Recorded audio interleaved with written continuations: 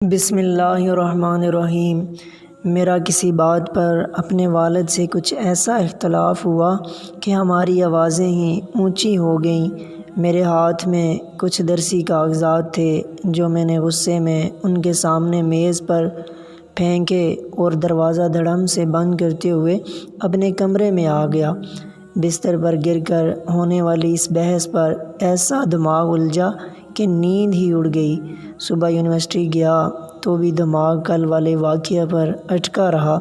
ندامت اور خجالت کے مارے دوپہر تک صبر جواب دے گیا۔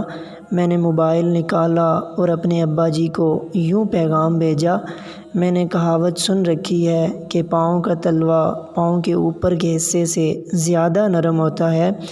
گھر آ رہا ہوں، قدم بوسی کرنے دیجیے گا تاکہ کہاوت کی تصدیق ہو سکے۔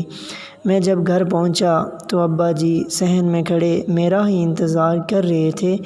اپنی نمناک آنکھوں سے مجھے گلے سے لگایا اور کہا: قدم بوسی کی تو میں تمہیں اجازت نہیں دیتا، تاہم کہاوت بالکل سچی ہے، کیونکہ جب تم چھوٹے سے تھے تو میں خود جب تیرے پاؤں چوما کرتا تھا تو مجھے پاؤں کے تلوے اوپر والے حصے سے زیادہ نرم لگا کرتے تھے۔ یہ سن کر رونے کی اب میری باری تھی۔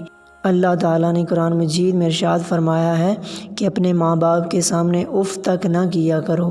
اللہ تعالیٰ ہم سب کو اپنے ماں باپ کی خدمت کرنے کی توفیق عطا فرمائے اور ان کی خدمت خاطر کر کے ہمیں اپنی جنت حاصل کرنی چاہیے۔ اللہ تعالیٰ ہم سب کو توفیق دے، آمین ثم آمین۔